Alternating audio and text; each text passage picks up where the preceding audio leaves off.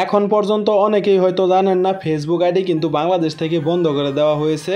Facebook ID কিন্তু কোনোভাবে এখন আর চালানো যাচ্ছে না। তাই আজকের এই ভিডিওতে আপনাদেরকে দেখাবো কিভাবে আপনারা ফেসবুক আইডিটি চালাবেন। তো ফেসবুক আইডি চালানোর জন্য আপনাদেরকে ছোট্ট একটা অ্যাপ্লিকেশন ইউজ করতে হবে। তাই অ্যাপ্লিকেশনটি ইউজ করার জন্য আপনাদেরকে শুরুতে যেটা করতে হবে, আপনার ফোনের যে গুগল প্লে স্টোর অ্যাপসটি রয়েছে আপনারা সেই অ্যাপসটি ওপেন করে দিবেন। তো ওপেন করে দেওয়ার পরে যদি এখন আপনারা সবার উপরে একটু লক্ষ্য করেন, দেখতে পারবেন এইখানে কিন্তু একটা সার্চ বার রয়েছে। আপনারা এইখানটায় একটা ক্লিক করে ডেইলি ভিপিএন লিখে সার্চ করবেন।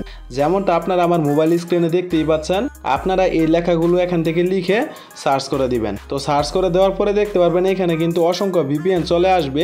এখন আপনারা আমার মোবাইল স্ক্রিনে যে ভিপিএনটা দেখতে পাচ্ছেন, আপনাদেরকে এই ভিপিএনটা এখান থেকে ডাউনলোড করতে হবে। আর তাছাড়া অনেকের ক্ষেত্রে কিন্তু এই ভিপিএনটা উপরে নাও শো হতে পারে।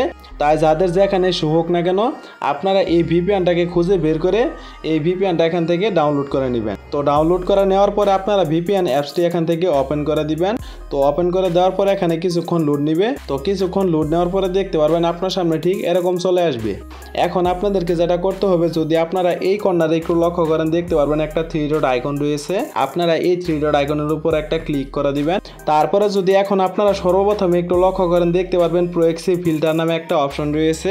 আপনারা এইখানটা একটা ক্লিক করে দিবেন। তো ক্লিক করে দেওয়ার সঙ্গে সঙ্গে দেখতে পারবেন আপনার ফোনের যে সকল অ্যাপসগুলো রয়েছে সেই অ্যাপসগুলো কিন্তু এখানে চলে আসবে। এখন মূলত কথা হচ্ছে, আপনাদের যে ফেসবুক আইডিটি রয়েছে সেই আইডিটি এখান থেকে সিলেক্ট করে দিবেন। তো সিলেক্ট করে দেওয়ার সঙ্গে সঙ্গে দেখতে পারবেন আপনাদের ফেসবুক আইডিটি কিন্তু এখানে চলে আসবে। যেমনটা আপনারা আমার মোবাইল স্ক্রিনে দেখতেই পাচ্ছেন।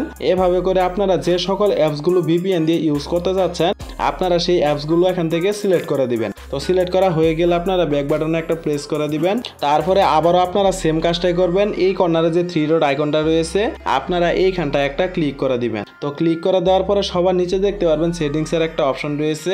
আপনারা এইখানটা একটা ক্লিক করে দিবেন। তো ক্লিক করে দেওয়ার পরে যদি এখন আপনারা এইখানে একটু লক্ষ্য করেন, দেখতে পারবেন এইখানে কিন্তু 2টা বাটন দেওয়া রয়েছে। এখান থেকে যদি আপনাদের এই বাটনটি অন করা থাকে, তাহলে আপনারা অবশ্যই এই বাটনটি অফ করে দিবেন।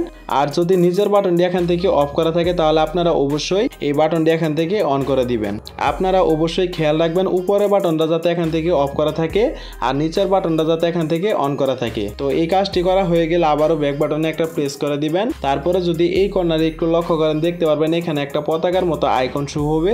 আপনারা এইখানটায় একটা ক্লিক করে দিবেন। তো ক্লিক করে দেওয়ার পরে দেখতে পারবেন এখানে কিন্তু বেশ কিছু সার্ভার চলে আসবে, যেমনটা আপনারা আমার মোবাইল স্ক্রিনে দেখতেই পাচ্ছেন। তো এখান থেকে আপনারা সিঙ্গাপুরের যে সার্ভারটা রয়েছে, আপনারা এই সার্ভারটি এখান থেকে সিলেক্ট করে দিবেন। তো সিলেক্ট করে দেওয়ার পরে যদি এখন আপনারা সবার নিচে একটু লক্ষ্য করেন, দেখতে পারবেন ট্যাপ টু কানেক্ট নামে একটা অপশন রয়েছে।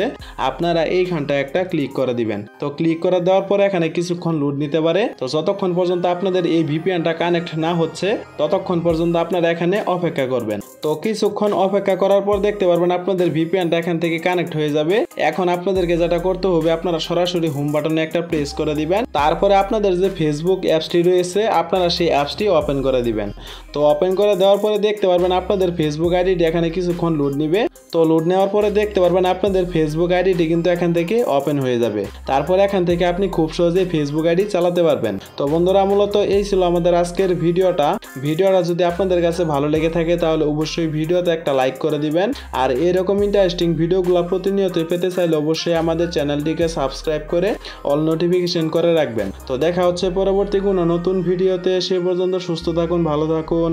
আল্লাহ হাফেজ।